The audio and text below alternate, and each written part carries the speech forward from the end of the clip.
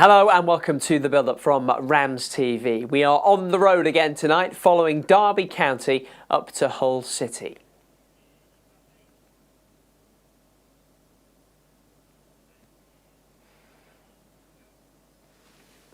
Last season, this fixture was a vital one in the relegation fight. This season, both the Rams and the Tigers are competing at the other end of the championship. Hull might still consider themselves contenders for automatic promotion, 8 points behind Middlesbrough, but with a game in hand, while Derby could move back into the playoff places with a win tonight. Who would have predicted that at the start of the campaign? And it's a big night in the Championship. 8 games in all this evening. We'll lay it all out for you a little later in the programme. But first, as we look ahead to tonight's trip to the MKM Stadium, let's hear from Derby striker Carlton Morris. He's fit again and back in the team after 3 months on the sidelines, and he's ready to get going.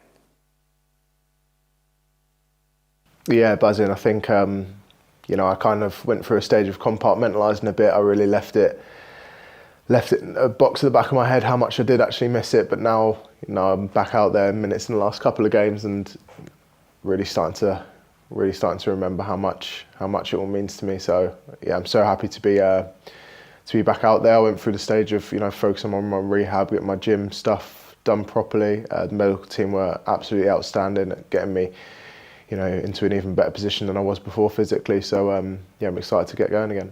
Have you always been that way? You've been able to block things off in your mind when you need to?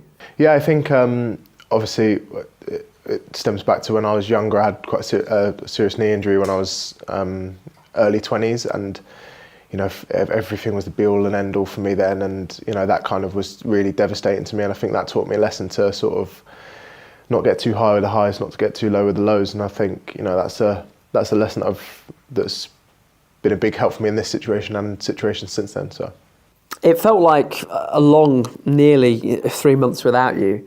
Talk to me about the injury firstly, because I remember at the time there was a bit of confusion about what had happened and what you'd done. So can you take us through, I guess, the incident and how you've recovered from it? Yeah, I mean, it's just a off the ball thing. Happens all the time. Got to be able to take it if you can give it. So is it the fact you weren't braced for the impact? Yeah, it was just I wasn't expecting it, and there was a little bit of a leg tangle which you can't really see in the footage as well, which created a bit of an awkward position for my leg and foot to get into. It was a ligament in my foot that I didn't even know existed, to be honest. That was one of the issues, and then a high ankle ligament as well. But the guys worked so quickly and diligently to get me down to London, seen by the best guys, and formulated a plan and executed it beautifully. And I'm just, like I say, happy to be back. And I know what a big part of the group you are and how involved you've stayed. Is that something you always want to do when you're out injured? Because it must be difficult, the frustration of not being involved, but you want to still be part of everything. Definitely, yeah. I think it's easy to become, I touched on compartmentalising. Yeah, you can do that to a certain extent, but you can't take yourself completely away from the group. It's important to stay involved. It's not about me. It's about the whole. It's about the team. It's about the collective. And I think you've seen the lads. They've done absolutely brilliant in the last few months. It's a team that I'm really proud to be a part of, a club that I'm really proud to be a part of, and now they've left us in a position where we can really attack these last few games. Big Patrick Adjuman picked up the slack in your absence, finally caught up with you after 3 months as well. I know you've been sort of mentoring him a little bit, working with him as well. How proud have you been of the progress that he's made this season? Mentoring, yeah. I mean, I've probably learned as much from him as he has from me, to be honest. But yeah, he's been excellent. I think he's obviously a physical specimen, beast of a man. I love his mentality as well. Works hard, and he's got tons of ability. What is there not to like? Off the pitch, he's willing to soak up information. I think you can see how much he's improved just this season alone. Adjusting to Championship football this quickly, was something I was never able to do at the start. So yeah, I think it says a lot about him. You got half an hour on Saturday or so, your second appearance since coming back. You had the one header when I just thought, Carlton Morris in November probably sticks that away. Is that a sign that you need a bit of time just to get back to where you were? Yeah, I think so. Just in terms of those little movements, adjusting your feet, getting into the correct position. You know, watched it back, probably got a little bit underneath it, then started backtracking and jumping. When you're backtracking is always a 10 times more difficult skill than coming onto it. But you know, I'm a big advocate of getting the chances. You know, if you're getting it, I had a couple of instances where you know, on another day, you know, Bez gets in down the side. I beat my defender across the front. Obviously, with the header, the movement being there, as long as I'm there, I'm getting the chances. The rest will come. That's Derby striker Carton Morris. Great to have him back. Actually scored against Hull in the return fixture at Pride Park back in November. And both of these sides have been in fantastic form away from home this season. 8 wins apiece so far. And that's been enough to take Hull up to 5th in the Championship.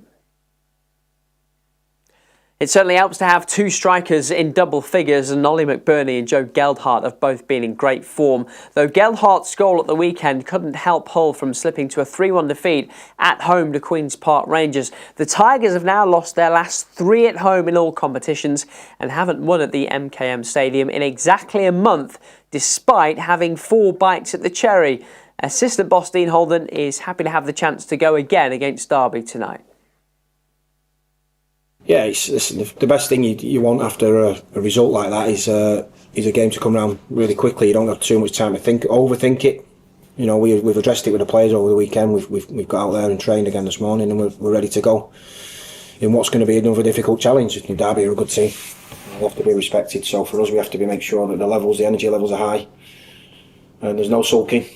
And the boys go out there and puff their chests out and show what they've done most of the season. You know, we've had a really good way of turning our fortunes around pretty quickly this season, and just being able to just kind of move forward, not ever brushing anything under the carpet, but moving forward quickly into the next challenge. So that's what we'll do. Talk about set pieces. You've got a team. You're facing a team tomorrow night who are known for not necessarily creating a huge amount of open play, but are very effective from set plays, as we saw in the game last season under that same manager. So how do you go about eradicating those errors and kind of playing to your strengths again? Trying to find some momentum. They obviously scored in the first game this season as well, didn't they, Carlton Morris? So it was a big threat for them back from injury just in time for this one. So we have to keep finding ways to improve. It's whether it's set pieces against all 4, whether it's our build-up, whether it's any aspect of the game, whether it's our mid-block defending, whatever it looks like, we've got to keep improving. And I think we've been quite honest all the way through in terms of, you know, when we're on a really good run of form, you know, not everything's fantastic, still issues to fix and things to improve on. And the same is now. You know, we've had a couple of results recently, particularly at home, which nobody's happy with. And as I touched on already, we've got a really good group of players who we believe in and a fantastic spirit, and these are the moments that you'll need that to come through and just find a response pretty quickly. That's the Hull assistant boss, Dean Holden. The hosts likely without Yuhira Kawa tonight. He limped off against Queen's Park Rangers at the weekend. And no reinforcements arriving for Derby either, according to head coach John Eustace. Let's hear from the Derby boss. No, not at the moment. You know, the lads have trained this morning and there was a couple out there, but, you know, we're not sure where they are from a physical point of view yet. You know, we'll give them another day and then we'll see tomorrow. Never a good time to be hit by injury and illness, but the start of a 3-game week is probably the worst possible timing for it. It is, but listen, it's the Championship. It's what it's the toughest league in the world. The amount of games and the schedule is always very demanding. You know, but we get on with it. Whoever's picked tomorrow, we expect a competitive performance, and that's all we ask for. Carlton Morris got another half an hour under his belt. How careful do you have to be regards building him back up to a position where he can start a game? Yeah, listen, he's got to earn the right to start as well. You know, we've been doing well up top. Patrick's been doing well. We've got a lot of forward players. The most important thing is Carlton's back with the group. You know, he's such a a great player to have, you know, in and out of the building, and you know, what he brings to the team is certainly his experience, his know-how. He's a mentor to a lot of the players as well. So just to have him back training with us is a massive plus. You know, it was brilliant to give him 30 minutes on Saturday. It's very, very important that we don't rush him back and he breaks down again. So, you know, we've got to protect him on that. But everyone knows how vital he is to the group, and, you know, he's just got to keep going. Obviously, you have the trip to Watford on Saturday, Hull on Tuesday, then back at Pride Park at the weekend. How does the week break down for you and the players? How much time do you spend out on the field, or is this more about meetings and getting the detail across that way? It's a bit of everything, really. You know, it's important we still do our business on the grass. You know, there's been a lot of classroom work done as well over the last couple of days. So it's just getting the right balance, but, you know, there's certainly no stone unturned. You were disappointed on Saturday. You talked about Watford maybe wanting it more and how out of character that is for this group. Do you have to reiterate that message to them, or do you sort of trust the room to police that themselves? Yeah, I think it's important that the group take responsibility, you know, as we do as coaches, and, you know, it's certainly a collective. You know, after the game we weren't happy at all with the performance. That was players and staff, so it wasn't just myself's ideas, it was the players certainly driving that in the dressing room as well. So, you know, I think that's really healthy. It shows how connected we are and how much of a family we are. We can say and do what we want in that dressing room, and nothing's ever personal. You know, it's business, and it's about us improving and getting better all the time. I think over the season, you know, the players have certainly had a lot of say to why we've done so well up to now, and so has the coaches, and it's really healthy. Everyone has an opinion on why we do well, but also why we don't do well at times. You faced Hull on the penultimate weekend of last season, both under real threat of relegation. You're now both at the other end of the Championship table. What does that say about the nature of the Championship and how quickly things can change? Yeah, and it's not just in a year. You know, it can change in a week. You know, that's what the Championship's all about. You know, Hull have got a fantastic squad. They had a good squad of players last year, and they've certainly built on that as well this season. Obviously, a very highly respected, experienced coach there now as well, leading them. So, you know, they're a good team. We're a good team as well, and it's important we just keep building and progressing nicely. We've got to keep learning all the time. You know, Saturday's performance from us wasn't where we wanted to be, for sure, and it's another opportunity now to put things right. There is the Derby boss, John Eustace. Let's take a look at the Championship table in full. Coventry have a 3-point lead at the top. More significantly, it's a 9-point gap to Millwall in third. Wrexham have moved back into that final playoff spot, but there are 9 teams within 2 wins of the Welsh side, including Derby.